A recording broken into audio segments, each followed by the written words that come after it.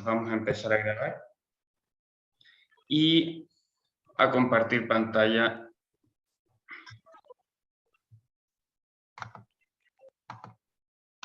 inmediatamente.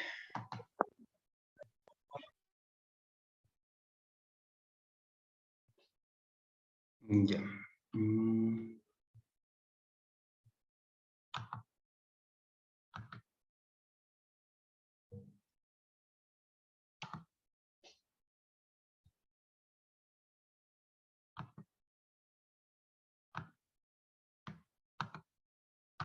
Ahí está. Ya, no sé si se alcanza a ver. ¿Me confirman, por favor? ¿Se escucha bien? ¿Se alcanza a ver? Para que ya empecemos el curso. Bueno, ¿se escucha bien? ¿Hay alguien que me confirme? Sí, compañero. Escucha y se ve. Gracias, perfecto. Entonces, bueno, esta es la primera sesión de este taller de marxismo, capitalismo y medio ambiente. Yo les voy a adelantar primero que no es, a diferencia de otros cursos, otros talleres, este no se basa en ninguna bibliografía puntual, sino que más bien buscamos integrar distintas elaboraciones y algo de acumulación, de experiencia en lo que es el tema ambiental y la conceptualización marxista con la cual nosotros creemos que podemos enfrentar esta grave crisis ambiental que estamos viviendo. Entonces, tuvimos varias dificultades de cómo entregar la bibliografía, finalmente el resultado va después de esta sesión, se va a entregar un PowerPoint como un documento más elaborado en donde desarrollamos algunas de estas ideas que vamos a debatir hoy día y de las cuales necesitamos, digamos, su participación porque, como les decía, no es que hayan clásicos de marxismo y medio ambiente como si uno podría considerar, no sé, la elaboración del Capital como un clásico del marxismo para entender la explotación capitalista, para entender las contradicciones que presenta el capitalismo hoy día. O, por ejemplo, no sé, en el tema de género tenemos varias autoras que podemos considerar clásicos de un feminismo socialista, etc. Entonces, bueno, esto nos obliga a tener que elaborar nosotros bastante y obviamente tomar a muchos autores para ir viendo cómo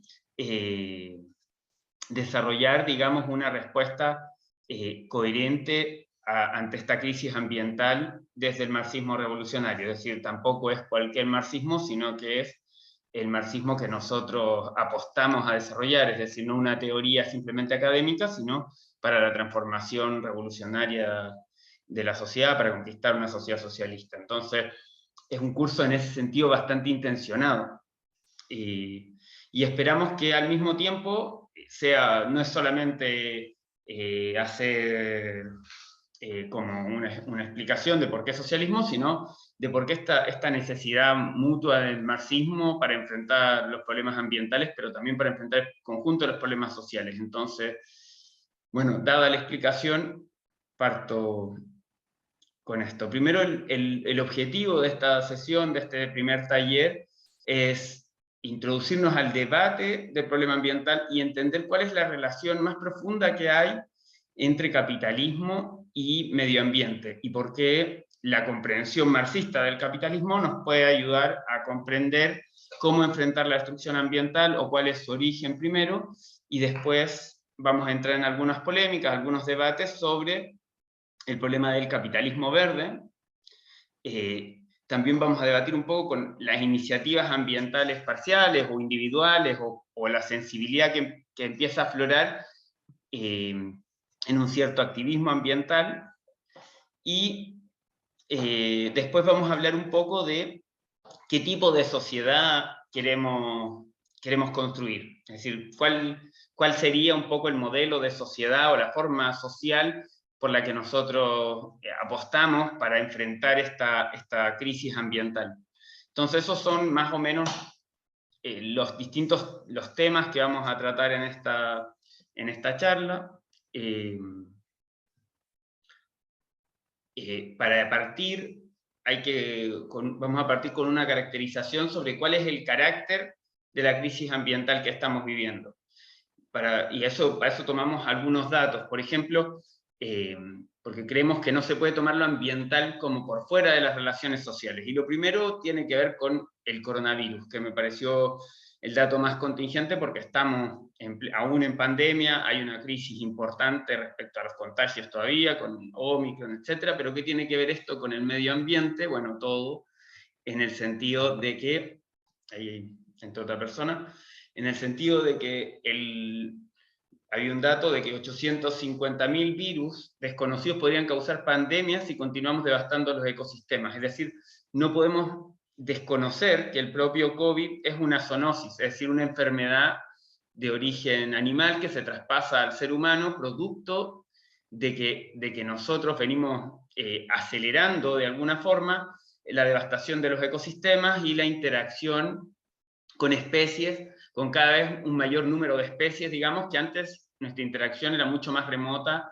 o más puntual y no mercantilizada, digamos. O sea, esto de hecho no es casual, que se desarrolla el caso cero, digamos, en un mercado en Wuhan, y se relaciona con distintas especies de animales que no son, que usualmente no están en nuestro medio social, digamos. Se habla de serpientes, se habla de murciélagos, se habla de etcétera. Pero fundamentalmente lo que quiero decir con este dato es que la catástrofe ambiental está dentro de todos los aspectos sociales.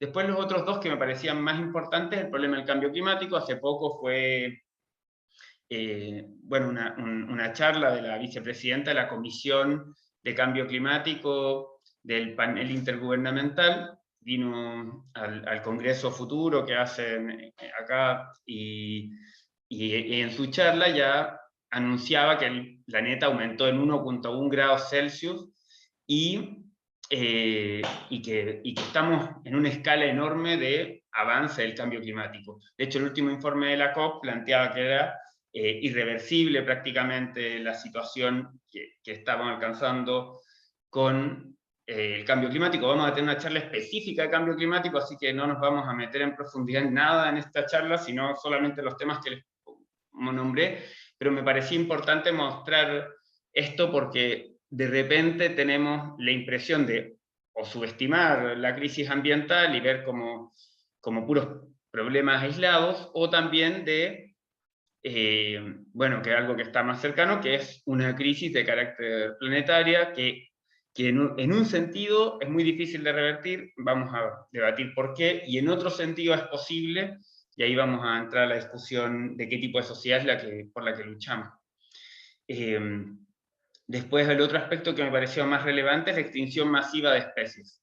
¿Y esto por qué? Porque no es solamente porque la biodiversidad siempre es un indicador de cómo está el planeta en su conjunto.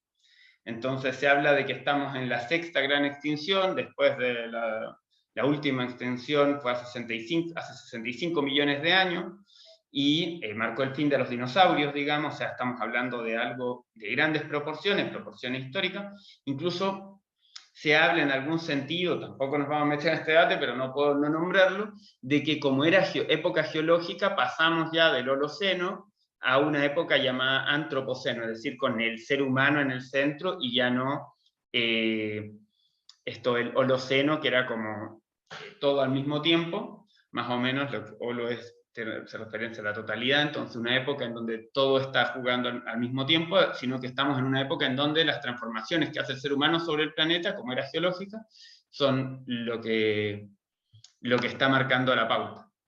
Incluso hay quienes hablan de un capitalismo seno, que ya es decir que el capitalismo sería como una gran época, que tiene como pro, que hace una denuncia a lo que es el capitalismo, y un contra de que extiende el capitalismo casi como una época geológica, es decir, algo que dura miles de años, o millones de años.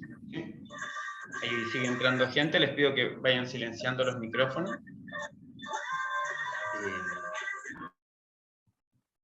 Entonces, ¿dónde comienza realmente la destrucción ambiental y por qué empezamos a hablar de que hay una crisis ambiental, la crisis ambiental y el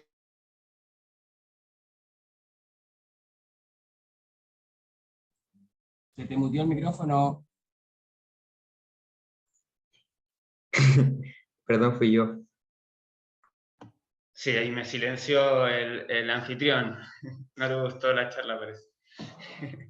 No, la crisis, ¿de dónde comienza la crisis ambiental? La crisis ambiental va a partir, la gran crisis ambiental, con el capitalismo. ¿Hay problemas ambientales antes del capitalismo? Sí, pero no tienen nada que ver con la escala que estamos viviendo hoy día.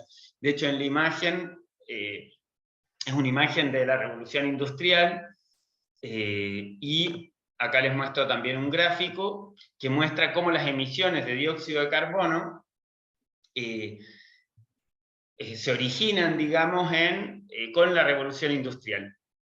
Y la revolución industrial no se puede entender sin las revoluciones burguesas. Por eso aquí les pongo ahí un subtítulo que dice la revolución industrial y la revolución burguesa, porque es en realidad la revolución burguesa lo que sienta las bases políticas, o se sientan mutuamente las bases económicas y políticas para un cambio de clase dominante, es decir, una revolución en donde la burguesía naciente se apoya, de hecho, en las clases populares para derribar a la monarquía, lo hacen en distintos países de distintas formas, pero básicamente eso, y al mismo tiempo va abriendo camino tanto ideológico para el desarrollo de la ciencia y de paradigmas científicos que aportan a la producción y a pensar la industria, etcétera, como al mismo tiempo que al ser los poseedores de estas grandes industrias, etcétera, van adquiriendo el poder económico que les permite pasar a ser una clase dominante. Y en simultáneo van generando también al proletariado, ¿cierto? Eso de que no solamente que pasa como clase dominante y se apoya en el proletariado, sino que rápidamente, además, se apoya o sea, genera esta clase explotada, digamos, que son las y los trabajadores.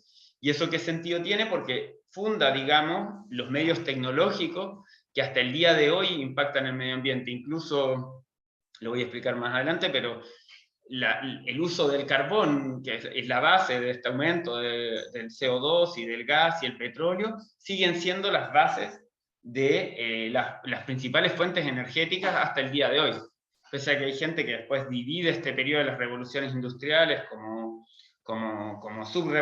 revoluciones, o la trata de dividir en periodos, que puede ser, conceptualmente, la base que impacta ambientalmente y la base energética con la que se alimenta esta gran industria sigue siendo básicamente la misma. Aunque han aparecido las tecnologías renovables, y después vamos a ir debatiendo sobre eso en lo de capitalismo verde, pero sí es algo que desde ya hay una cierta continuidad entre la revolución industrial, emisiones de dióxido de carbono, y que los saltos tecnológicos no es que han cambiado del todo la situación. Bueno, antes de continuar, y habrá una primera pregunta, porque hablamos ya del origen, del capitalismo, etc. Y el primer esfuerzo que hicimos acá fue buscar cuáles son las contradicciones del capitalismo que analizó Marx, que permiten explicar o permiten entender cuál es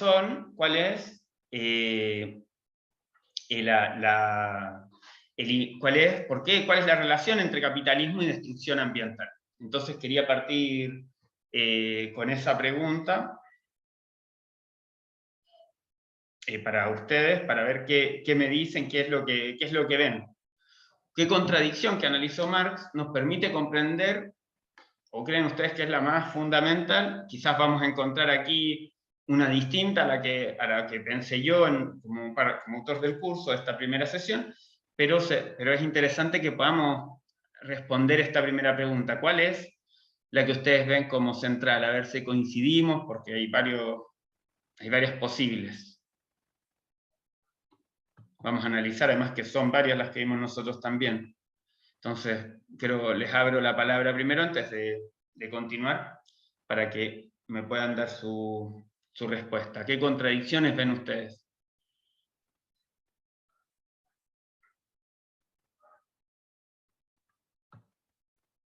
los que llegaron recién, estamos viendo la relación entre capitalismo y destrucción ambiental, que quizás es algo que como eslogan lo hemos discutido harto, pero ¿cuál es la profundidad de esto? Tiene que ver con analizar el capitalismo en sí. No sé si tienen para pedir la palabra, ¿alguien quiere comentar?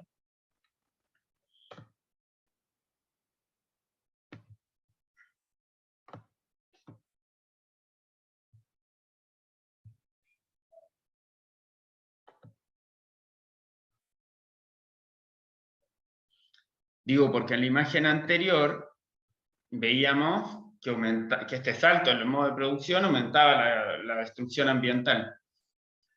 ¿Basta con eso para entender por qué el capitalismo destruye el medio ambiente o necesitamos, o hay más que tengamos que pensar de cómo funciona el capitalismo propiamente?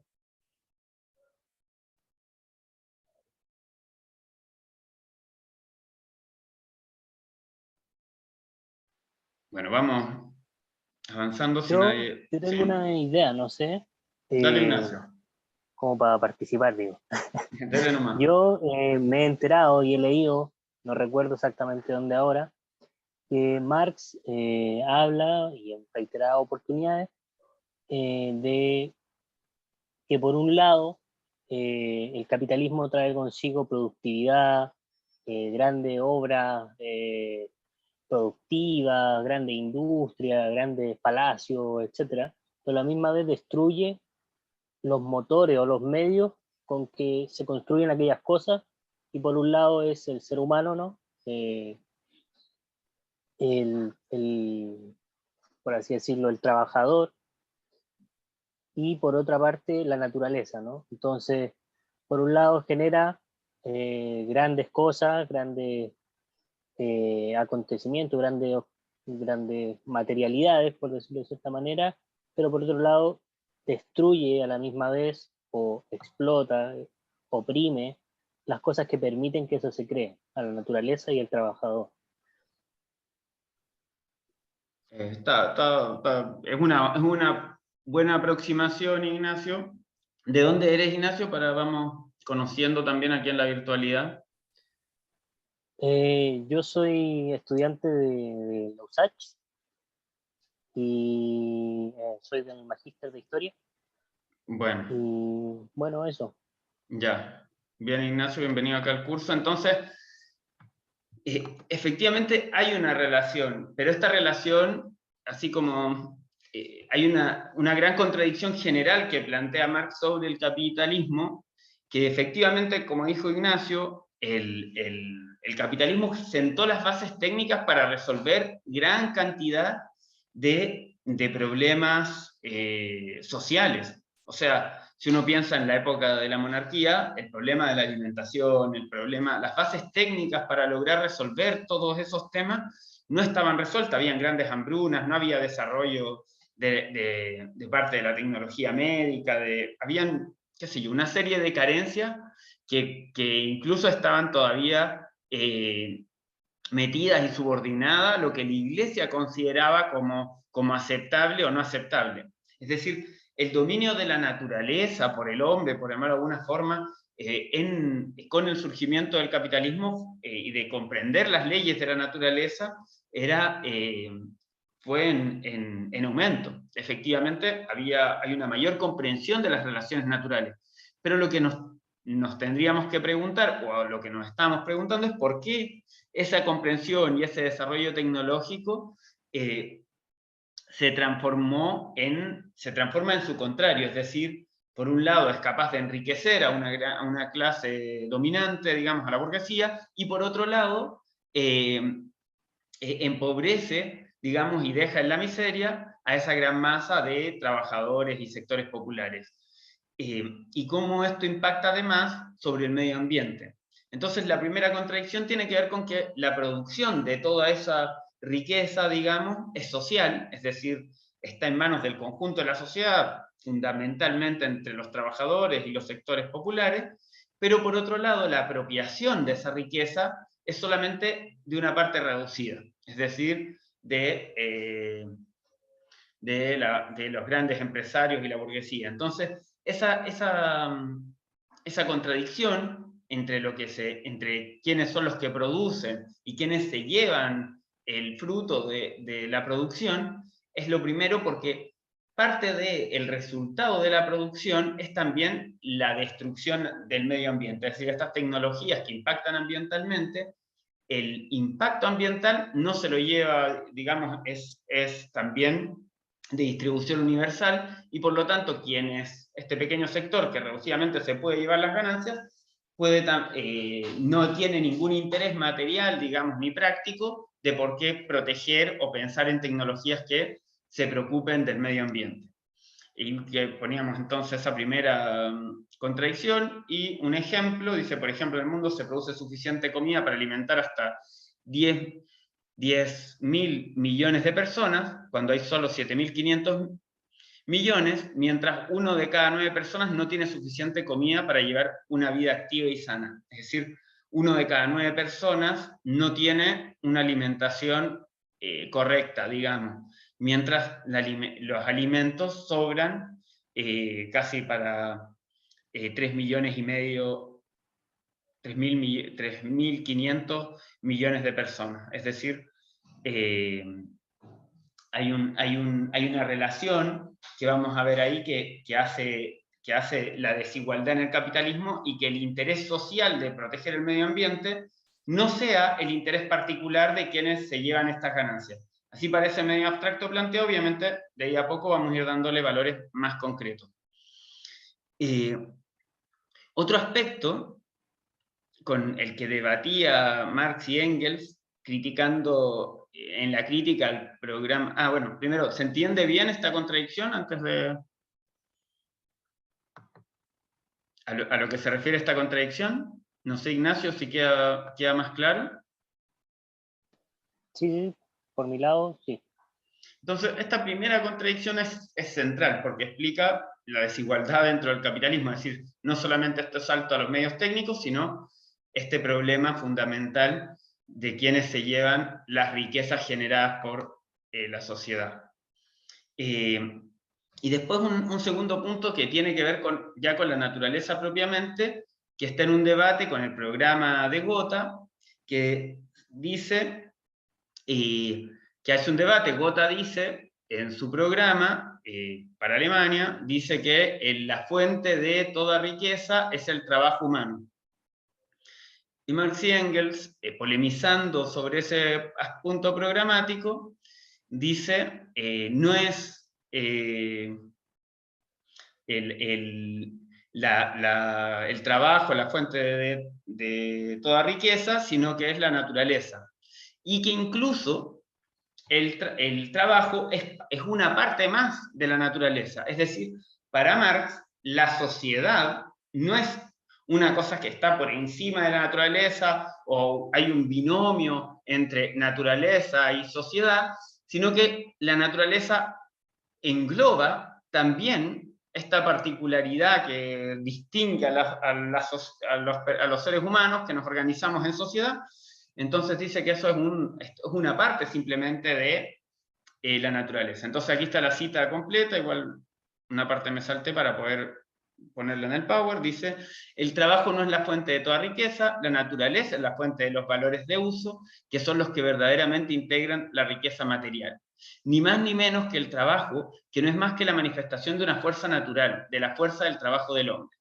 Los burgueses tienen razones muy fundadas para atribuir el trabajo una fuerza creadora sobrenatural, pues precisamente del hecho de que el trabajo está condicionado por la naturaleza, se deduce que el hombre que no dispone de más propiedad que su fuerza de trabajo tiene que ser necesariamente, en todo estado social y de civilización, esclavo de otros hombres.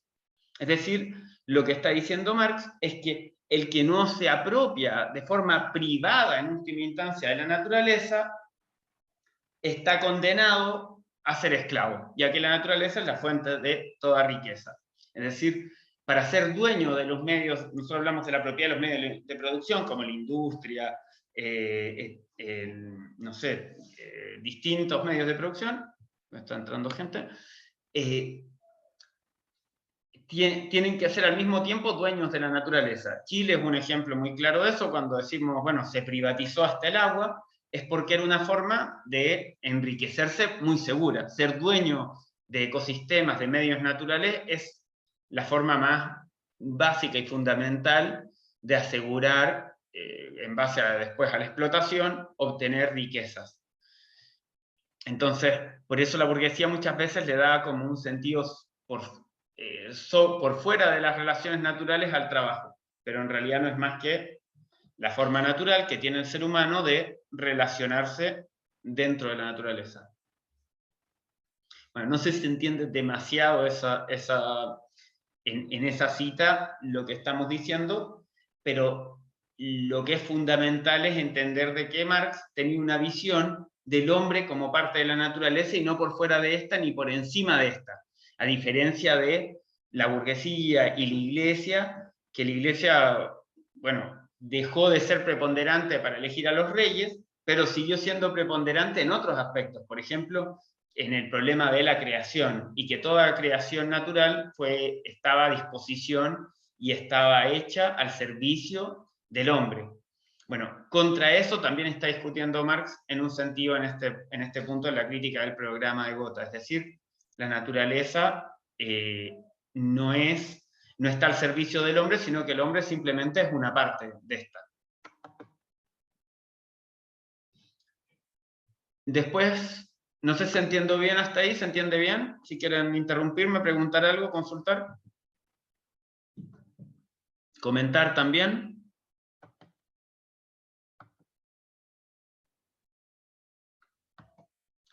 Como les decía al principio del curso, abrimos un grupo de WhatsApp en donde para el curso, para estas 3 sesiones, para que se puedan anotar y podamos ir intercambiando ahí. También pueden criticar las sesiones, hacer comentarios, etcétera, para que puedan dejar ahí sus números de teléfono y los agregamos, y además así les voy a mandar el PowerPoint también y algunos otros textos. Entonces, la siguiente contradicción tiene que ver con la anarquía de la producción. No sé si alguien sabe ahí qué es la anarquía de la producción. Lo vamos a explicar, pero digo para ver qué es lo que se entiende primero.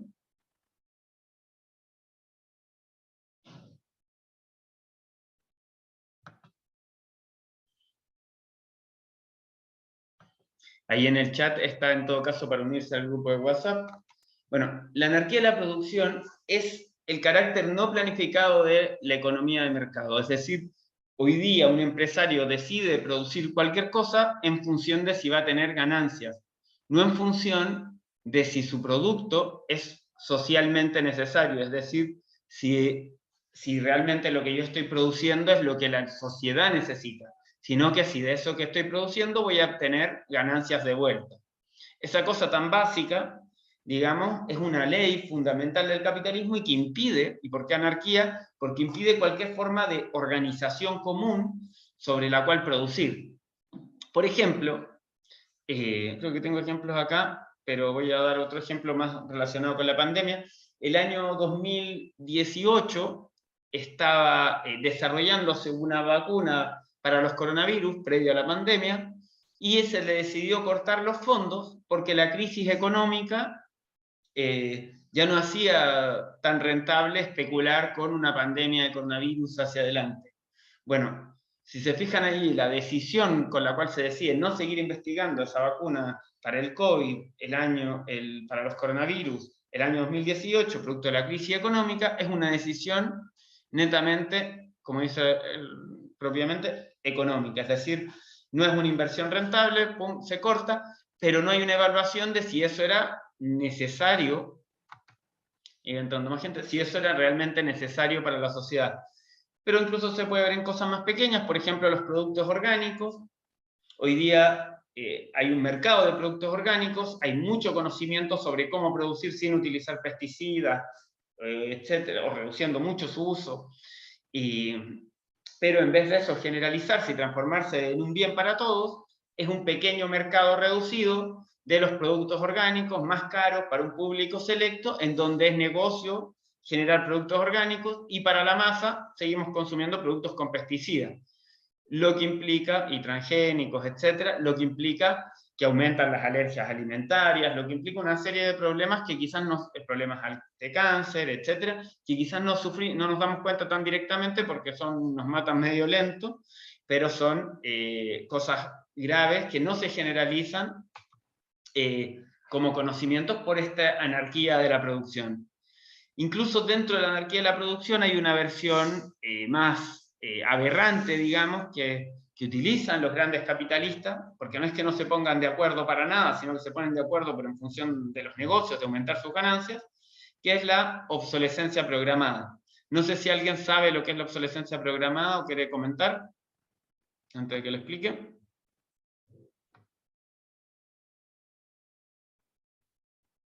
Bueno, la obsolescencia programada se trata básicamente de construir mercancías cuya durabilidad está acotada de forma intencional, es decir, computadores que duran intencionadamente menos de lo que podrían durar, celulares que duran menos de lo que podrían durar, y así.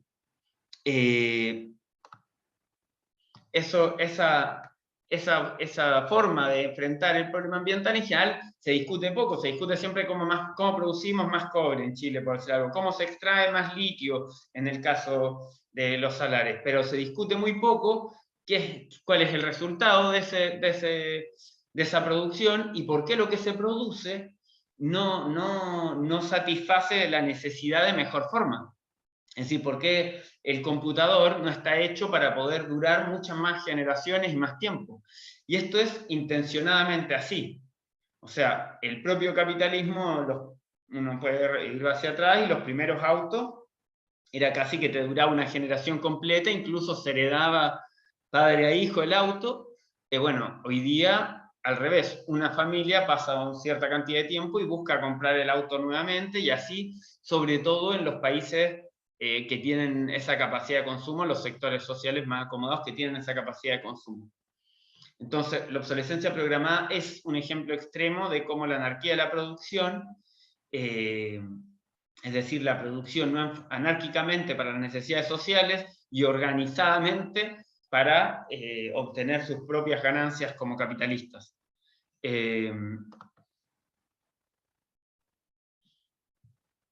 No sé si quedan un comentario hasta este punto. ¿Hay alguien en el chat comentaba algo? Si se sabe, para luego volver a vender, para no agotar el mercado de consumidores. Claro, pero eso tiene un impacto ambiental, por eso sobre todo tomamos ese énfasis. Bueno, otra de las contradicciones del capitalismo tiene que ver con las relaciones internacionales. Es decir, el problema de el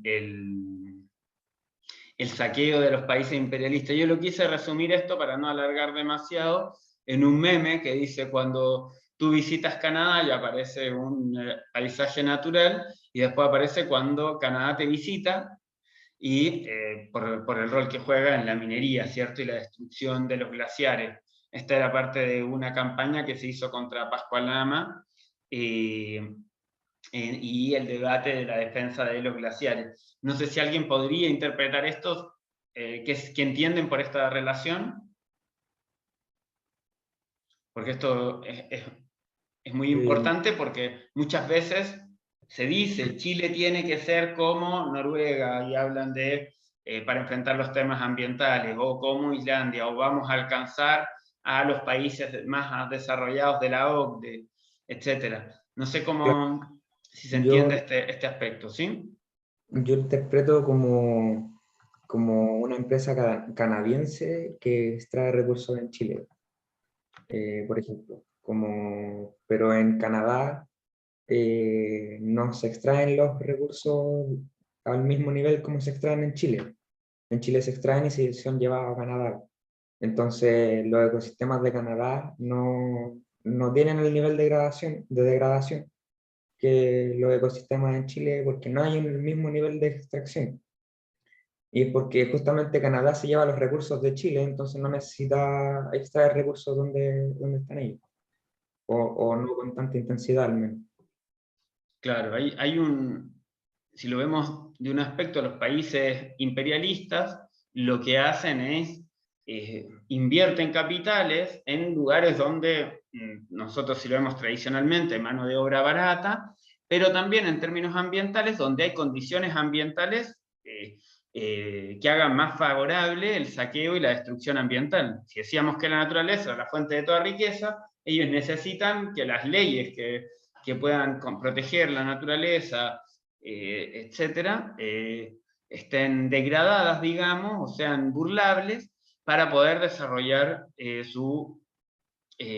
proceso de saqueo y destrucción de los recursos naturales. Entonces, es la búsqueda de mano de obra barata, sí, pero también de este sistema. Entonces, es muy hipócrita en un sentido cuando se hacen acuerdos internacionales, por un lado los países ricos, por nombrarlos así, o países imperialistas, plantean exigencias y llaman a generar grandes acuerdos, por ejemplo, en que todos reduzcan sus emisiones de dióxido de carbono, pero en realidad, como ellos son sus propias industrias muchas veces las que son responsables en los diversos países, por ejemplo en China, que pasó a ser el principal emisor de dióxido de carbono en el mundo sobre Estados Unidos, pero son también industrias no solamente chinas, sino norteamericanas, europeas, etcétera, que invierten en China para emitir libremente y aprovechar la mano de obra barata china. Entonces, es hipocresía en donde Europa aparece como con un gran lavado de imagen, de preocupación, de transición al uso de auto eléctrico, de medidas cada vez más exigentes en términos ambientales, salvando a su propia población, digamos, y a su propio ecosistema, pero a costa de sacrificar, digamos, parte de otros países, otros continentes, países atrasados o semicoloniales, etcétera, en donde meten estas inversiones. Y las propias burguesías, China o incluso latinoamericanas, para justificar no adherirse a estos tratados, dicen, bueno, es que los países imperialistas ya destruyeron su medio ambiente, ya tuvieron el tiempo de la revolución industrial de contaminar, ahora nos toca a nosotros. Cuando en realidad el problema ya está, hay una relación, entre comillas, virtuosa para la gran burguesía y para el imperialismo, de la destrucción ambiental y de la explotación laboral, virtuosa para quienes, para su acumulación de ganancia, que es la que los mueve. Y obviamente terrible para la agudización de los grandes problemas ambientales. Entonces, desde aquí queremos debatir con una de las variantes que decíamos a la introducción que íbamos a discutir, que es el capitalismo verde. ¿Se entiende hasta aquí lo de nuestra imagen de el meme que sintetiza este tema de las relaciones internacionales? Bueno, ¿se entendió hasta aquí? Todo claro, todo claro. Todo claro, ya. Entonces, la ilusión, uno de los debates si se puede lograr en el marco de este sistema capitalista un capitalismo verde. No sé qué entienden ustedes por capitalismo verde.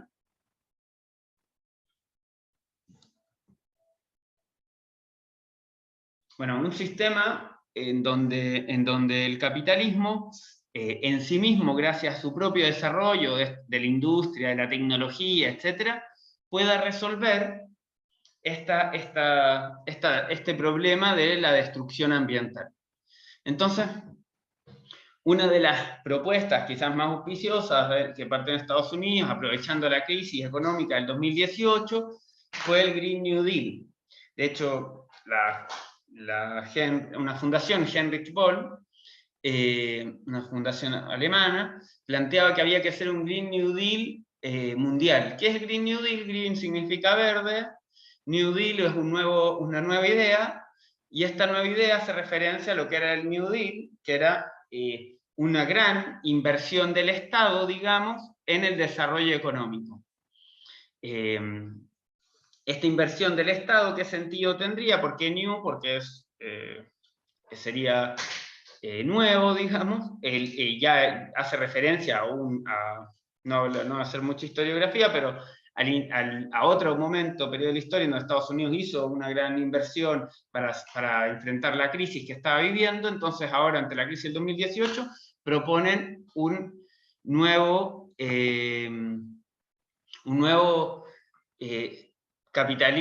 forma de desarrollo, pero esta vez verde. ¿Y qué se refiere en verde? Que van a invertir en energías renovables no convencionales, en todo lo que implique, en todas las tecnologías que implique enfrentar el cambio climático. Bueno, esto empezó el 2018, pero lo que pasó con la crisis económica fue lo contrario en realidad. La presión fue a disminuir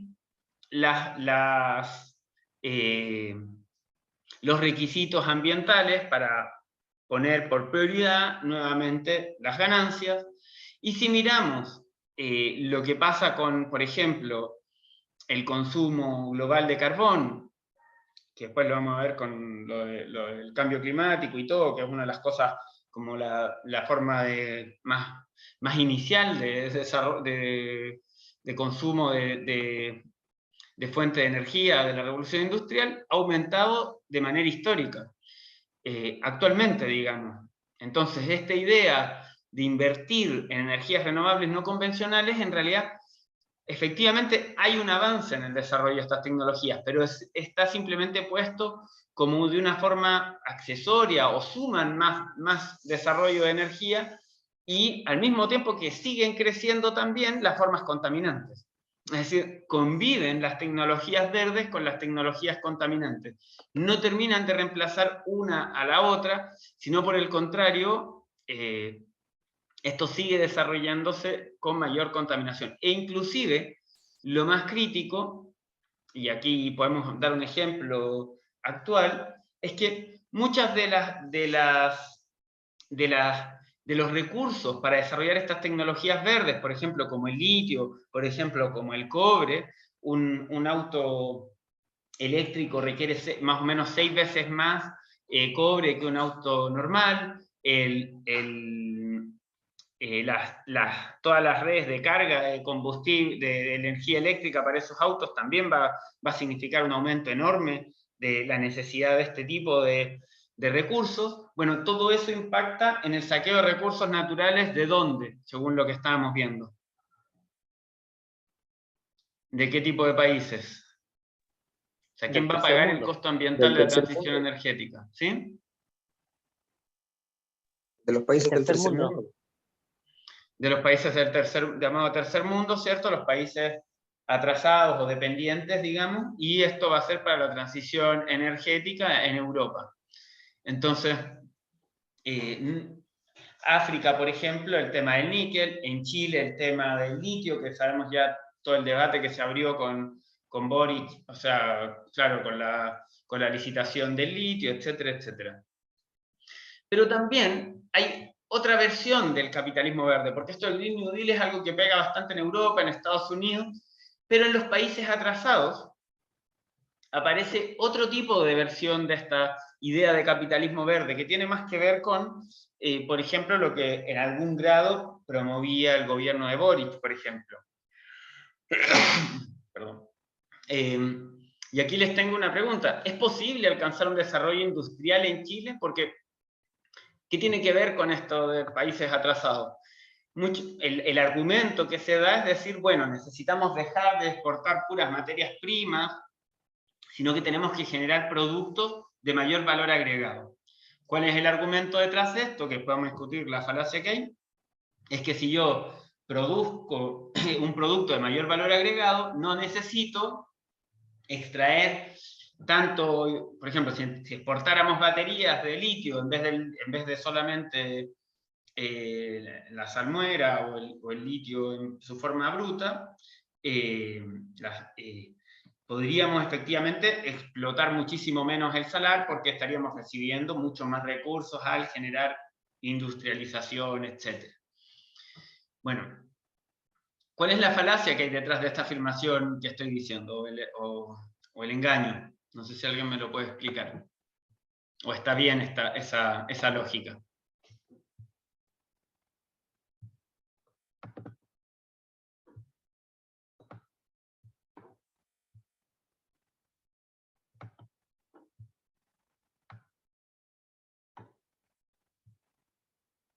¿Alguien me lo puede decir por ahí?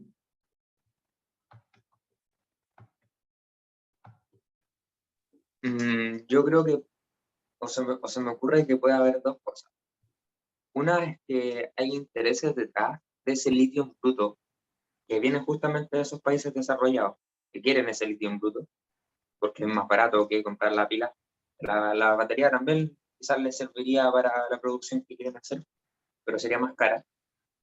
Y la otra falacia que se me ocurre es que eso no significaría una menor extracción de litio necesariamente, o del recurso como tal.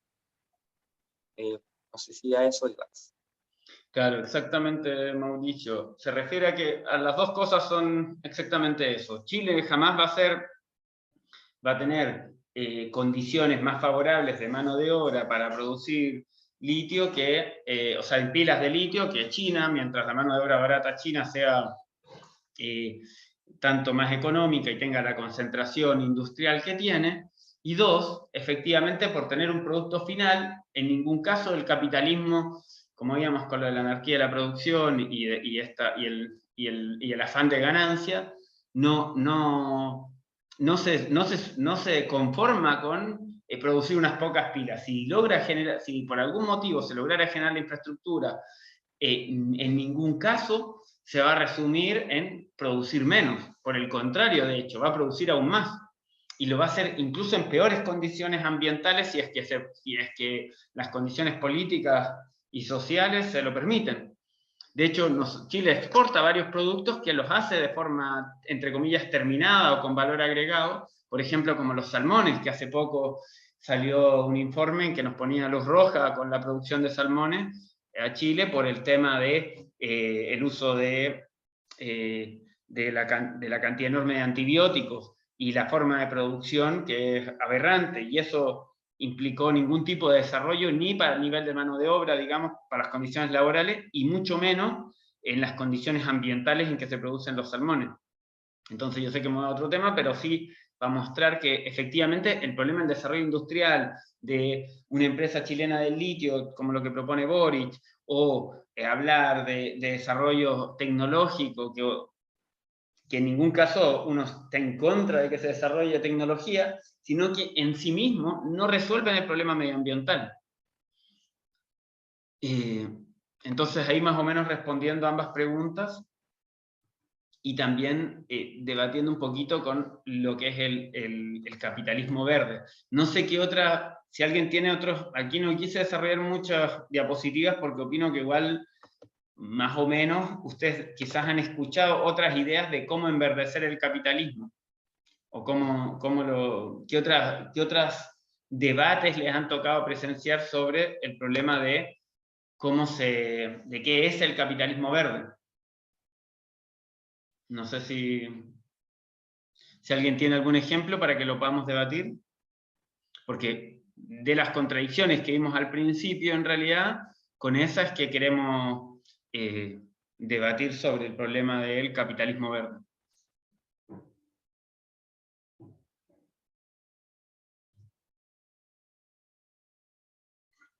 No sé si alguien quiere comentar.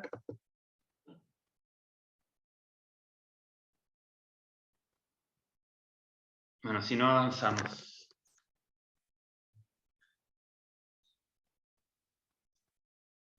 ¿Creen que es posible un capitalismo verde? ¿Alguien me podría, antes, porque si no me parece importante que nos detengamos un poquito ahí, porque el gobierno de Boric, lo vuelvo a nombrar, no es solamente un ejemplo de un gobierno, sino que uno de sus caballitos de batalla, por ejemplo, incluso acá en la región del Frente Amplio, Catalina Pérez es una expositora por el tema ambiental. También tenemos el debate importante con el gobernador regional. Aquí en Antofagasta hace poco planteó poner multas a la gente que botaba basura en los microbasurales, en el lado de La Chimba, acá en Antofagasta, y, por ejemplo, como una vía para evitar la contaminación. ¿Se resuelve aumentar las multas para quienes tiran basura en la calle, el problema de la basura? ¿Es una solución? No, pues como no lo resuelve. ¿Por qué no?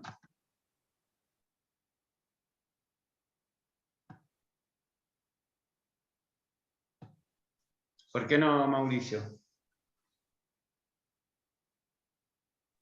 Lo resuelve porque pasaría a botarse basura de manera clandestina o la gente igual genera basura.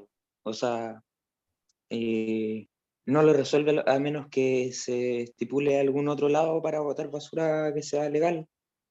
Pero también cómo se traslada esa basura, como qué se hace con esa basura, no lo proponen multar. Claro, Como- exactamente. Ahí hay una base de que necesitas cuál es la infraestructura, digamos, disponible para el problema de la basura. Y acá en Antofagasta es un problema muy evidente porque los recicladores y todo el negocio que se hace con la basura digamos, no es un negocio suficientemente jugoso como para que se instalen grandes capitalistas a resolver el tema de la basura. Es más rentable tirarla en cualquier lugar, es más rentable que haya descontrol en donde se eliminan los desechos que efectivamente poder tener lugares, espacios determinados, tratamientos, etcétera, etcétera. Incluso es más barato pagar las multas. Ahí el Nacho escribía el movimiento Friday for Future, puede ser también. Nacho, no sé si puedes abrir el micrófono para explicarte mejor.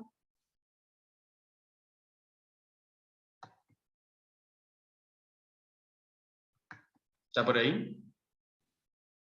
Hola, ¿se escucha? Sí. Nacho, ¿te puedes presentar? Hola, soy Nacho, soy de acá de Rancagua, Ya. soy trabajador de la construcción y Prendí la luz. también soy corresponsal de la Izquierda Diario acá. Dale. Cuéntanos entonces, Eh, ¿cómo lo no, ves? ponía ahí, por ejemplo, también mencionar el movimiento Friday for Future, que desde hace un par de años igual viene gestándose igual a nivel internacional con Greta Thunberg. Eh, Igual últimamente pienso que ha criticado más a los capitalistas en torno a este problema. Pero igual, por ejemplo, acá en Rancagua existió hace un par de años, antes de la revuelta, eh, que muchos jóvenes, igual viendo la problemática que existe respecto al cambio climático, se juntaban y queriendo hacer cosas, no sé, salían a recolectar colillas de cigarros o a limpiar ríos, cosas así, que igual pienso que es positivo. Pero frente a la problemática como gigante que es el cambio climático, por los medios de producción, por las formas que se produce hoy en día, eh, igual termina siendo una salida más individualista. Claro, Como que igual vamos. eso es una problemática.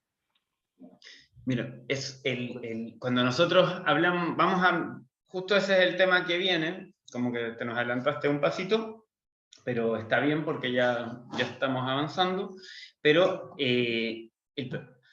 esta gente, digamos, Fridays for Future, o incluso las ONG, no todas, pero algunas, pero sobre todo el activismo ambiental no es que apuesta por un capitalismo verde, sino que lo que hace es hacer activismo ambiental, es decir, recoger colillas de cigarro, hacer limpiezas de playa, reciclar en sus casas, invitar a la gente a hacer talleres ambientales, etcétera, etcétera. Conviven con el capitalismo, sí, pero no es una teoría o una apuesta a transformar el capitalismo de un sistema destructivo ambientalmente a uno verde, digamos el activismo. Y después el movimiento Fridays for Future es un movimiento que tiene, como todos, sectores y sensibilidades y va cambiando en el tiempo. Hasta ahora se ha ubicado como un movimiento más bien de presión, un movimiento progresivo, un movimiento que busca presionar de forma extrema muchas veces, con discursos fuertes, etcétera, a las autoridades de los distintos países para que tomen iniciativas frente al cambio climático. Eso, obviamente, el resultado último es presionar a quienes hacen el discurso de capitalismo verde para que enverdezcan el capitalismo, pero en sí mismo ellos no es ese su objetivo, por lo menos declarado, sino que su objetivo declarado es hacer cambio climático, etc. Son formas estratégicas o formas de lograr enfrentar el problema ambiental que en cierto sentido sí conviven. Pero vamos a ir un poco más a dialogar un poco, a debatir un poco con lo que definí para facilitar un poco descriptivamente las iniciativas ambientales individuales dispersas y los espacios liberados de destrucción ambiental. Efectivamente, como dice Nacho, hay un ánimo, un espíritu más general de que en la juventud aparece una preocupación por lo medioambiental, incluso de sectores de trabajadores. Incluso hemos visto huelgas, por ejemplo, como la de Total en Francia, que pelearon contra estos impuestos a los combustibles que se llevan adelante en Francia con argumentos de que eran para disminuir el uso de combustibles fósiles y favorecer otras tecnologías. Y ellos pelearon no contra lo ambientalista, sino desenmascarando que esta supuesta preocupación verde en realidad no lo era tal, y que ellos podían proponer una alternativa para reconvertir la industria petrolera, digamos, para enfrentar el problema de la industria petrolera, aliándose con el movimiento medioambiental contra estas supuestas medidas de capitalismo verde, que en realidad significaban despidos y en ningún caso enfrentar realmente el fondo del problema ambiental. Bueno, esa sensibilidad que emerge, yo este ejemplo de Total en Francia, pero ya vamos a tener una charla específica de lucha de clases y luchas ambientales, que es la tercera clase, y una segunda que es de cambio climático, así que ahí nos vamos a meter a fondo, pero para ilustrar sobre esta sensibilidad emergente, digamos, que se expresa en la juventud, se expresa en Fridays for Future, se expresa en la gente común y silvestre, digamos, que uno le habla del problema ambiental y automáticamente es una preocupación. Tiene que ver con sensibilidades en las formas de alimentarse, en la forma de relacionarse con los animales, incluso se expresa en leyes como la ley Cholito, en problemas como la limpieza de playa o de cuencas o quebradas, etc. Todo eso es enormemente progresivo en el sentido de que sin esa sensibilidad, pensar una estrategia para enfrentar el problema ambiental o un cuestionamiento al capitalismo sería mucho más difícil, ¿cierto? Si no hay gente realmente interesada o sensibilizada por el tema. Pero el problema de estas iniciativas es que en gran parte terminan como iniciativas dispersas. Es decir, no se concentran ni se conectan con un cuestionamiento más de fondo con el capitalismo. Del capitalismo. Entonces, ahí es que el propio Estado y los propios gobiernos utilizan medios para tratar de cooptar o llevar al absurdo inclusive y a la decepción a estas mismas formas. Por ejemplo, el problema de el ahorro de agua y la preocupación por el agua, a traspasarlo al consumo individual de agua, entonces dúchate en 3 minutos. Y sobre todo, algo más general, que es tratar de responsabilizarnos a todos y individualmente, a cada persona, por el problema ambiental o el problema de la destrucción del medio ambiente que hacen los grandes capitalistas. Entonces, el problema del agua, más o menos un 5 o 6% es el agua que se utiliza para consumo humano, y todo el resto se va en la agroindustria, en la minería, etc. Entonces, esta relación entre la actividad individual cotidiana, digamos, de consumo, no quiere decir que nosotros nos vamos a negar a que la gente cuide plantas o plante un árbol, etcétera, etcétera, pero sí explicar que eso como estrategia para enfrentar el origen de los problemas ambientales no es una respuesta. Y que la burguesía, incluso a los movimientos sociales, cuando se dividen y dejan que cada persona se preocupe de su ámbito, digamos, sin enfrentar al capitalismo, sin conectarse estratégicamente para poder mostrar un ejemplo que sea de cómo se derrota a los capitalistas, hace que estas batallas parciales se tiendan a perder y se dilapiden las fuerzas, digamos, o este interés tan progresivo que existe en la juventud y en la sociedad, incluso yo diría más generalizadamente. Entonces, aquí yo les tenía un par de imágenes.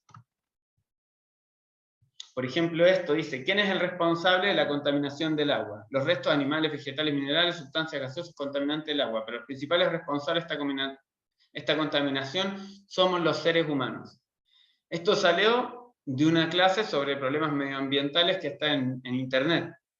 ¿Y qué es lo que hace? Y que yo que hago clases, de hecho, sobre problemas ambientales en un liceo, es que los grandes contaminantes y los grandes responsables de los problemas ambientales, ¿quiénes son? Los seres humanos, ¿cierto? ¿Cuál es el problema de culpar a los seres humanos en general, después de todo lo que hemos visto hasta ahora? Ahí les seleccioné. Que no es solo el ser humano en general, pues, sino que hay una relación, hay como una... Es la relación de la producción más que como del ser humano como tal, y de quienes manejan la producción, porque no es el ser humano en general quien maneja la producción, pues es un grupo selecto. Ya, perfecto. Y Yo si es como ¿cómo vaya a culpar a Greta Thunberg, que está luchando por el medio ambiente, por la destrucción del medio ambiente? Es como ilógico un poco culparla a ella. Y ella es un ser humano. Ya. Entonces, no son todos los seres humanos. Ya. Ahí Mara está pidiendo la palabra. Dale, Mara. Sí, acá estoy. Tiene varias implicancias el hecho de culpar a los seres humanos en general. De partida es que si uno no enfoca la lucha contra un problema en su verdadero origen, todos los grandes esfuerzos que puedan realizar esos seres humanos en general van a ser infructíferos y además desmoralizantes. Porque si el foco real está en la producción, en estos grandes empresarios depredadores, ¿qué sacamos con que quienes tienen responsabilidad en un 5% era o 10%, algo así? En el Respecto tema al del tema de los agua, aguas, sí. pues, Sí, a ¿qué nivel sacamos, por global es ejemplo? eso. Quienes tenemos responsabilidad en un 5% del problema en general, nos rematemos esforzándonos, no vamos a solucionar el problema de partida. Y además va a ser desgastante y desmoralizante que nos bañemos una vez a la semana con ducha, que nos privemos de ciertos gustos con el agua, mientras que los grandes empresarios son los que están depredando los recursos. Entonces, una de las principales implicancias es que no se enfoca una real, o sea, al no poner el foco en el origen real, se desvía hacia otro lado la solución y por lo tanto no se llega a la solución verdadera y además que se precariza más todavía la vida de los seres humanos en general. De modo general, esas dos, dentro de las implicancias que tiene. Efectivamente, muy, muy bien, y yo totalmente de acuerdo ahí y también tiene una implicancia respecto eso se puede generalizar, ¿cierto? Lo del agua. Podemos hablar del problema de la basura, el problema de las propias emisiones de gases de efecto invernadero, que son los gases que generan el cambio climático. y también genera un efecto de sentirse culpable, ¿cierto? De cuál es la razón. Y también, por último, de que previo a la revolución industrial también habían seres humanos, digamos, si uno quiere ser didáctico, y no existía este nivel de destrucción ambiental. No sé si algo, ahí Mara creo que la mano levantada, no sé si alguien más quiere comentar algo sobre esta fórmula. Incluso acá yo les guardé, ¿qué hace el gobierno también con esta sensibilidad? Esta es la campaña... dale, Isaac, está pidiendo la palabra ahí. No, yo una cosa por el tema de las empresas, por ejemplo, un tema en concreto sobre cómo se ocupa el agua para seguir haciendo ganancias, es el tema, por ejemplo, de Aldemar en el Salar de Atacama, de cómo se ha abierto más la problemática respecto a los pueblos indígenas que están quedando sin agua y cómo siguen saqueando a más no poder, en donde, por ejemplo, los locos solamente por segundo ocupan 2000 litros, y de ahí igual arroja el cómo buscan saquear de 1000 formas para poder seguir aumentando sus ganancias, y después salen personajes como Piñera diciéndote que te bañes 2 minutos para no afectar con la problemática del agua o que le pongan botella a los estanques, pero muestra el cómo buscan echarle la culpa a la gente con sus acciones individuales cuando en realidad hay empresarios que siguen gastando miles de litros como los demás.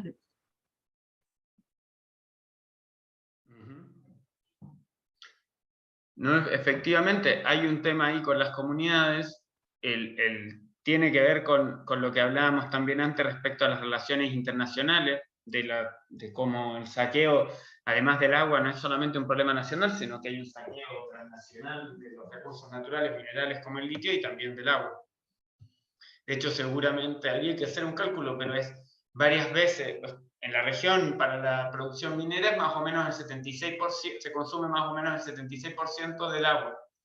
Es para minería. Y el resto es un porcentaje más o menos del 10% para agricultura, y con eso vamos al 80% y tanto, y después hay saneamiento público, y después, por último, va quedando el consumo humano. Bueno, vamos avanzando. También les ponía esto de cómo el gobierno utiliza parte de esta sensibilidad, se aprovecha de ella.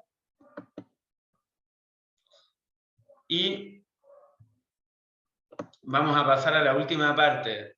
Aquí yo no quise desarrollar, dejé hecho esto abierto en una sola diapositiva porque no quise entrar al debate de qué programa, que algunas cosas voy a decir, pero las menos. Pero sí, qué tipo de sociedad implica, o por cuál nosotros buscamos luchar, alternativa al capitalismo, porque acabamos de explicar largamente de que el capitalismo no nos sirve, de que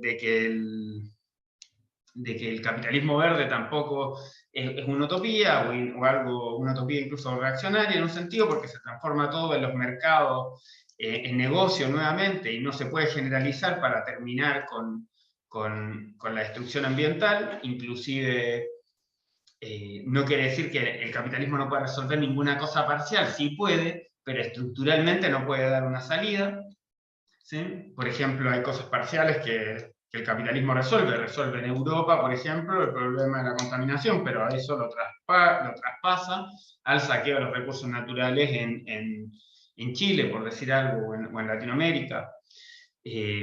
O por ejemplo, hay cosas parciales que se resuelven o se resuelven parcialmente también, como por ejemplo el problema de la capa de ozono, que parcialmente dejó de crecer el agujero en la capa de ozono, pero no es que retrocedió totalmente. Pero, ¿por qué el socialismo y el comunismo? ¿Cómo se rompe esa contradicción? Lo primero es que la socialización de los medios de producción, es decir, que deje de existir la propiedad privada de los medios de producción, es lo que permite que se produzca en función de los intereses sociales. Es decir, yo dejo de que unos pocos sean los dueños de la producción, sino que se transforma en una propiedad colectiva. Y en base a eso ya puedo producir en función de las necesidades sociales. Se podría, por ejemplo, desarrollar efectivamente una minería urbana, por ejemplo, en donde se recupere gran parte de los minerales ya extraídos previamente, con lo cual yo podría disminuir toda la extracción nueva de minerales, sobre todo si yo produzco, considerando que el producto que voy a generar va a servir después para reutilizarse esos minerales y esas materias primas. ¿Por qué eso no es conveniente en el capitalismo? Porque básicamente yo, en vez de estar volviendo a vender y a vender un nuevo auto, estaría teniendo que reutilizar, digamos, los materiales con los cuales produje el auto anteriormente desarrollado. Y por lo tanto, todo ese trabajo y ese esfuerzo, etcétera, que los capitalistas lo tratan de meter como economía circular, no lo pueden llevar hasta el final como economía circular porque básicamente no incluye, cuando es economía circular, incluye necesariamente la venta del producto nuevamente. Aquí no incluye la venta del producto, sino incluye poner por delante no la ganancia, sino el interés por dejar de destruir estos recursos naturales. Entonces, cuando yo cambio los intereses, cambio las prioridades, digamos, es lo que nosotros planteamos cuando hablamos de comunismo y de socialismo. ¿Qué prioridad ponemos por delante? Y ponemos por delante las necesidades sociales y ambientales.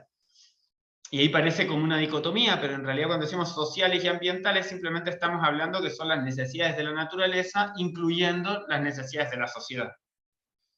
¿Puede el ser humano pensar en las necesidades de la naturaleza y no solamente en las propias, egoístamente, como quienes critican de repente al ser humano como un ser humano malo, responsable de la destrucción ambiental? Perfectamente puede hacerlo. De hecho, lo ha hecho en las formas más primitivas de organización, en lo que Marx llamó el comunismo primitivo. Lo puede hacer hoy día, efectivamente, sí, pero tiene que librarse de este orden, de este sistema, que es el capitalismo. Y con eso va a poder planificar y organizar la sociedad en función de los grandes intereses sociales.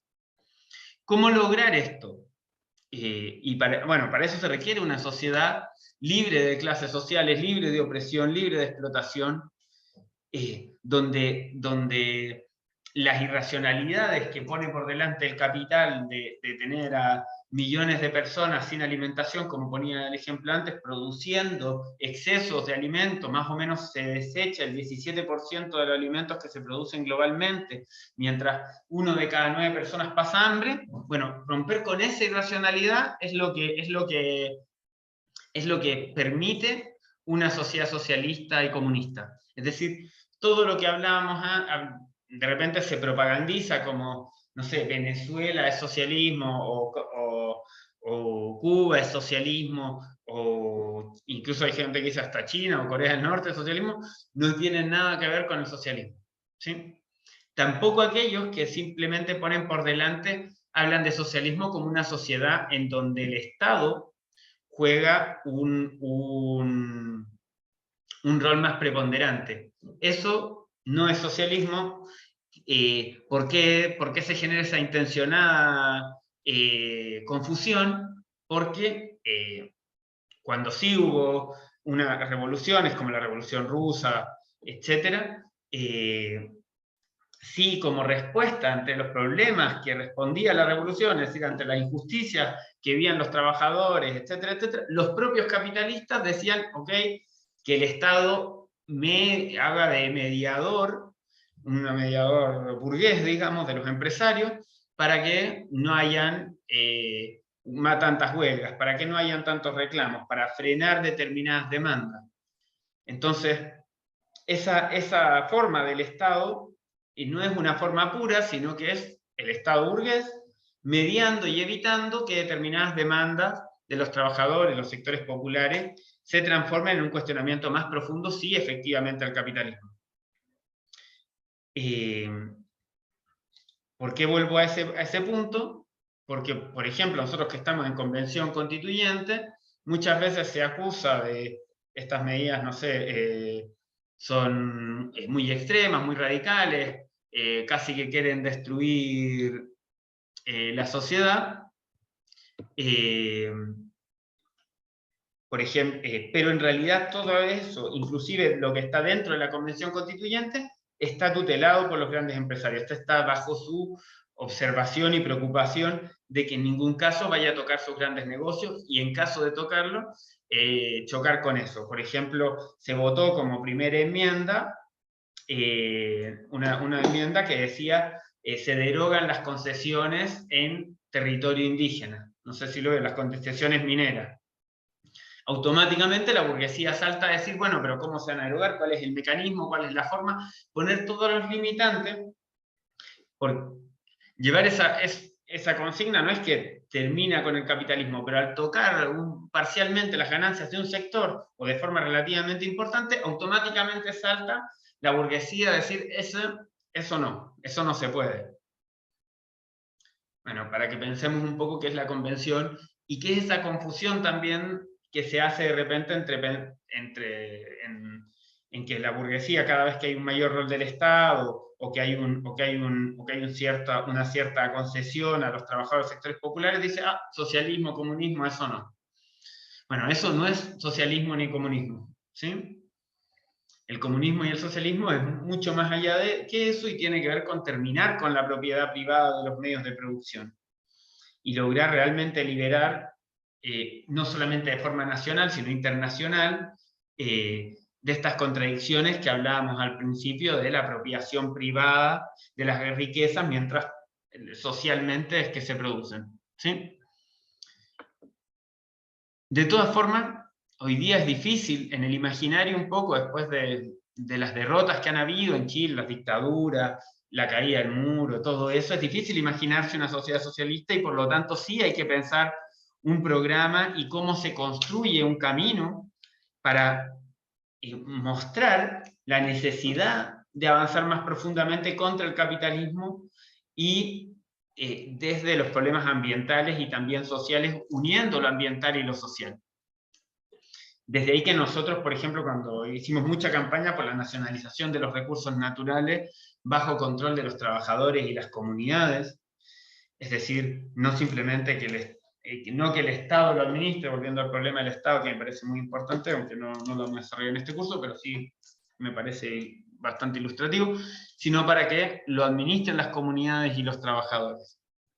Entonces, bueno, eso desde ahí requiere pensar cómo dentro de un programa de conjunto para los problemas sociales, ambientales y de opresión de todo tipo, se enfrenta, se va desnudando, digamos, la necesidad de conquistar una sociedad superior a el capitalismo, que es lo que nosotros en el fondo luchamos, quienes estamos, en el fondo parte de quienes organizamos estos cursos, que son de la izquierda diario y muchos de nosotros militantes del PTR. Entonces la idea de entender lo medioambiental, en último y como conclusión, es lograr que la batalla por conquistar una sociedad socialista se dé también considerando los problemas, es fundamental que sea considerando las necesidades sociales y ambientales como parte de una misma unidad de comprensión y de análisis de las grandes crisis que estamos viviendo. Y para eso desarrollar un programa y una lucha anticapitalista y revolucionaria. Eso. Dejo hasta aquí entonces. No sé si ahora si abren dudas, comentarios, si quieren responder también a esta pregunta, ¿por qué socialismo y el comunismo?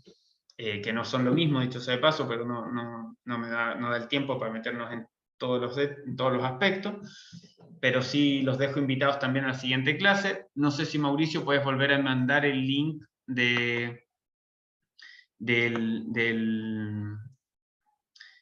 grupo de WhatsApp para que se puedan agregar. Y, Leo también dice, esta discusión, los tratados entre los que, gracias, ahí Mauricio lo mandó para que se agreguen, dice, está en discusión los tratados entre los que está el TPP-11, un llamado a firmar la iniciativa 33622, aseguremos la soberanía de los pueblos, en los tratados de libre comercio. No sé si quiere, Ninoska quiere comentar algo de eso, o cómo.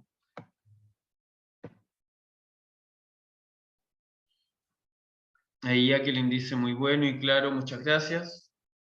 No sé, Jacqueline, si quieres comentar algo, también abrir el micrófono. Es el momento de que yo me callo un ratito y lo escucho, así que aprovechen.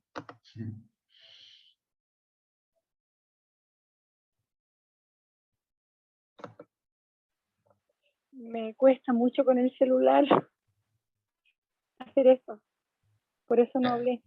Ahí te escucho. Pero sí, sí, pero bien, y está clarito cómo se genera, se invisibilizan los problemas reales y se confunde a la gente. Y nosotros aquí en la zona de sacrificio lo vivimos a diario. Y hubieron varios ejemplos que me gustaron bastante, muy gráfico, muy claro.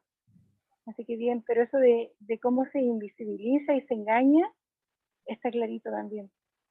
Ya no somos nosotros los culpables de la escasez hídrica, no somos las personas. Aunque nos bañemos 3 minutos una vez a la semana, el problema no se arregla. Así que gracias, espero conectarme al próximo. Qué bueno, Jacqueline, que te pareció bien. A mí es muy importante escucharlos. Como les decía al principio, de esto va a salir una nota integrando sus comentarios, integrando sus observaciones y ojalá también un video que sea público, digamos, dialogando todos estos debates que estuvimos dando acá.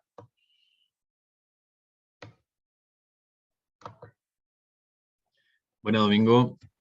Germán por acá. Hola, Germán. No sé si te presentas ahí para el resto. Sí, bueno, mi nombre es Germán San Martín, soy sociólogo también. Escribo ahí de temática medioambiental en La Izquierda a diario. Y nada, quería, bueno, primero agradecer, obviamente el curso estuvo muy bueno, muy ilustrativo. Yo más que contestar la última pregunta de por qué el socialismo y el comunismo, que creo que es algo que estoy estudiando todavía y me tengo que adentrar más, era poner quizá un ejemplo de por qué no es viable el capitalismo verde. Y ahí quizás poner el ejemplo un poco de la producción energética, de por qué se recurre nuevamente a las fuentes de carbón en todo el mundo. Y eso es básicamente de porque no hay una economía planificada también, pues justamente los empresarios, al priorizar su interés, van a la opción más barata, que es la más contaminante. Y ahí lo que decía Domingo un poco de que, bueno, los países que están en vías de desarrollo quizás, dicen, si es que los países que ya están desarrollados ya destruyeron el medio ambiente y todo, ¿por qué no nosotros? Entonces hay un justificativo más o menos fuerte que es difícil de rebatir, pero que obviamente que hay que tratar, y también, no sé, puede explorar otras fuentes de energía como la energía nuclear, que es mucho más limpia, pero que requiere de poner una matriz tecnológica también y una inversión mucho más grande, pero que a la larga va a traer beneficios, quizás desde mi mirada también, obviamente que eso yo lo he ido como leyendo en otras partes como de científicos que recomiendan un poco eso, pero eso requiere de una voluntad política y de un consenso social para llegar a tener como una economía centralmente planificada, donde se vea cuáles son las necesidades y qué es lo que tenemos que producir, pues, porque si siempre va a ser eso decisión un poco de los empresarios que presionan, pasan todos los desastres que hay hoy en día, como son toda la ropa que tiran en el fondo en el norte, en Antofagasta, el hecho de que también se produzca sin respetar los ciclos de la naturaleza, por ejemplo, que, no sé, pues producir según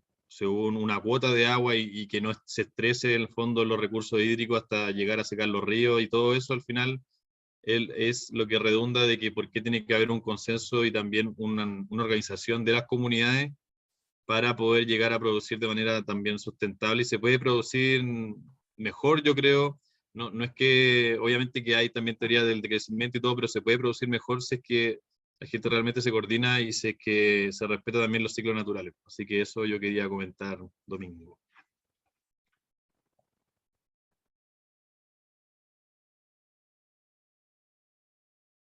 Sí, yo para dialogar un poquito con eso, aprovechando si nadie más ha anotado, el problema ahí central es que cualquier salto tecnológico, inclusive el de la energía nuclear, mientras se haga con el criterio capitalista de maximizar las ganancias y disminuir los costos, incluyendo el costo ambiental, nadie asegura qué va a pasar con esos desechos nucleares.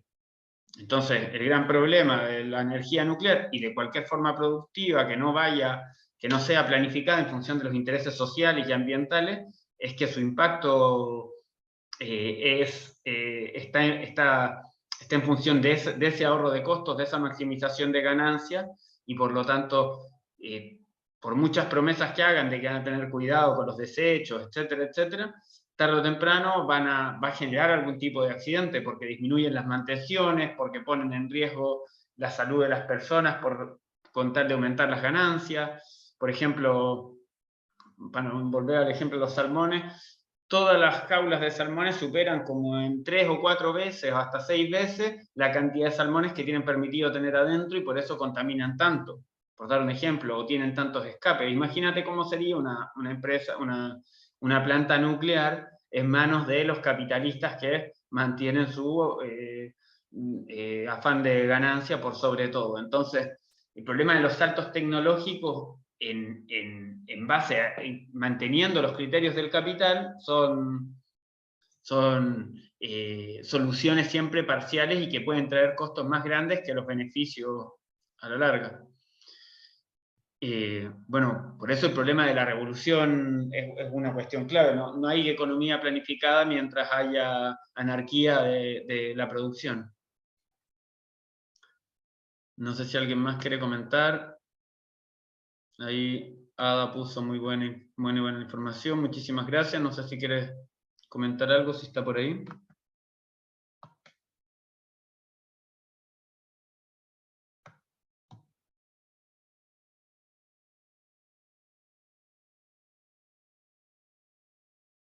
Bueno, si no dejamos hasta acá, igual llevamos un buen rato de taller. Si no hay ningún otro comentario, ningún otro debate o duda. Yo tengo una pregunta, Domingo, pero un poco grande, quizás no sé. Dale nomás. Por último la seguimos la otra sesión.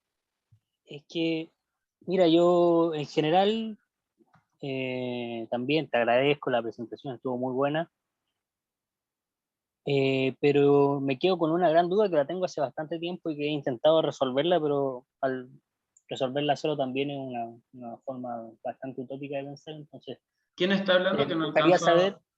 A escucharle. ¿Me escucha? Sí. ¿Quién es? ¿Por qué no? Ignacio. Ignacio, allá. Que no sé si ustedes, como partido o como organización, han estado pensando en programas o rutas hacia una transición a un socialismo planificado, ecológico, quizás no tan burocrático.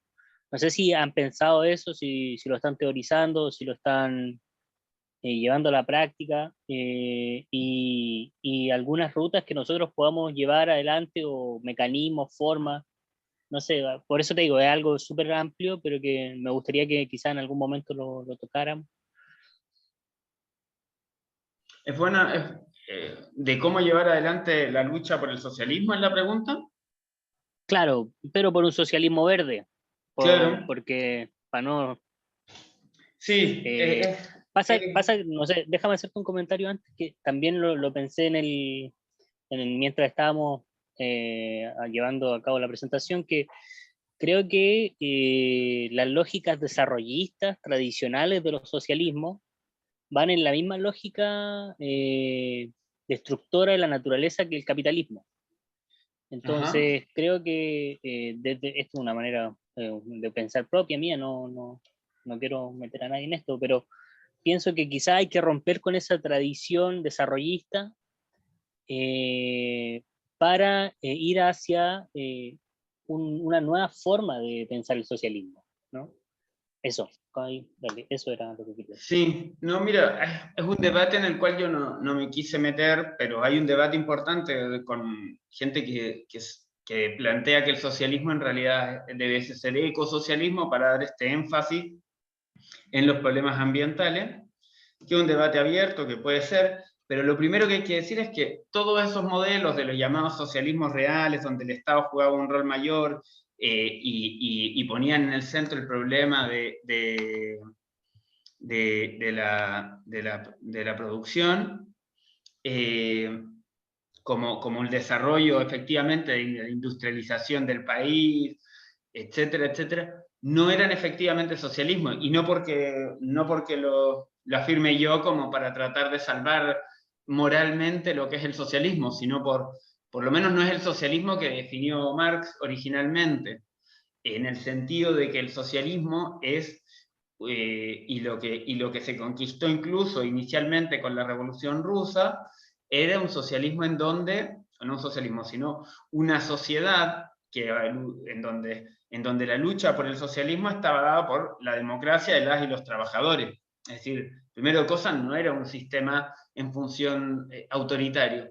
Segundo, que la prioridad de una sociedad donde se desarrolla revolucionariamente no son las necesidades del crecimiento económico o macroeconómico como objetivo en sí mismo, porque no es el afán de ganancia, sino que es conquistar mejoras sociales y sociales entendidas como dentro del medio ambiente, y ambientales, por ende, de conjunto. Es decir, no es el objetivo el crecimiento económico. El problema es que para conquistar una sociedad socialista, lo que se necesita es que haya revolución no solamente en los países más atrasados, como Chile, etcétera, etcétera, sino que países como Estados Unidos, como Alemania, como Francia, que hayan revoluciones en países como en China, en donde la tecnología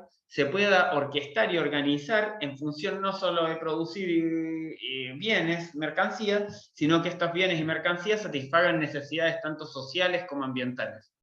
Es decir, si lo ponemos de otra forma más práctica, quiere decir que la producción, por ejemplo, de la gran minería no va a ser simplemente para el negocio automotriz, por ejemplo, sino para efectivamente asegurar desarrollar no más autos, sino inclusive puede ser que menos autos, y mejorar el transporte público, desarrollar otras vías que permitan un desarrollo en función de estas necesidades. Es decir, poner por fuera las necesidades del capital y por dentro las necesidades sociales y ambientales. Y para eso se necesita efectivamente una democracia de las y los trabajadores. Y ejemplos en pequeño, podríamos hablar del ejemplo de Sanón, o abrimos casi otro curso para esta parte, pero yo creo que dentro del curso lo vamos a tratar, sobre todo en la última sesión, Ignacio, para que estés, donde hablamos más de lucha de clase y medio ambiente, y vamos a meter más el tema de programa y el tema hacia allá. Pero igual traté de dialogar un poco contigo para sacar las confusiones de por medio al menos y de plantear esta perspectiva. Vale, gracias, Domingo. Sí.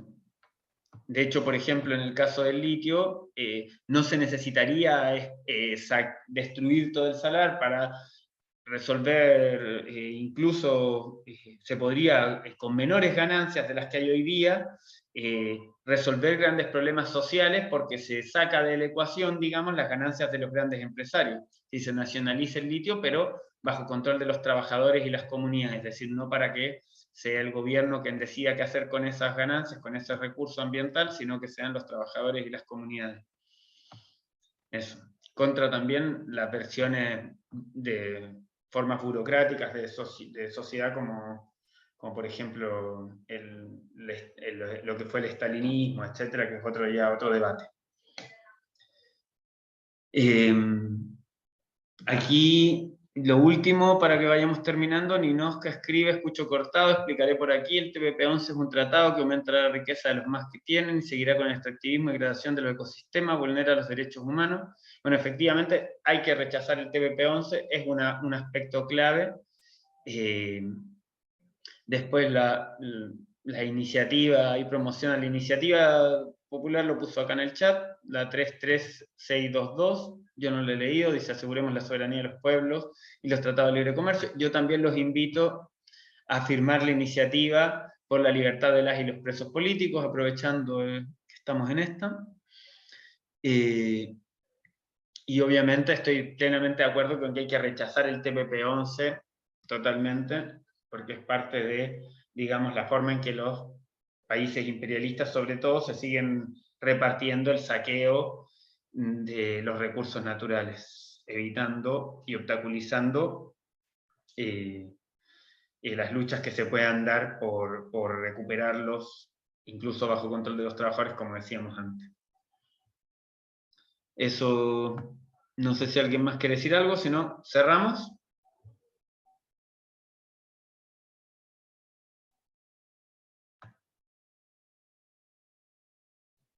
Y también pone también la iniciativa ahí de norma de libertad de los presos políticos, pusieron acá en el chat.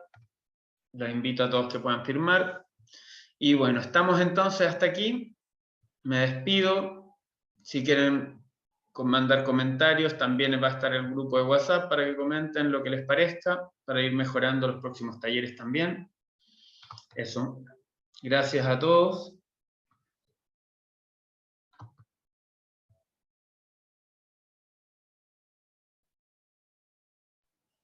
Chao, gracias. Domingo, Chao, muchas que les gracias. vaya bien. Chao, Muchas gracias. Ninofra. Chao, Ignacio. Gracias por quienes participaron. Los invito a todos a poder dar sus opiniones también. Chao, Antonia, Valeria, Lester, Isaac. Chao, chao, que estén bien. Chao, Germán, Mara, Ignacio. Ignacio, otro Ignacio, Ignacio Rojas. Nacho, Jacqueline, que les vaya muy bien.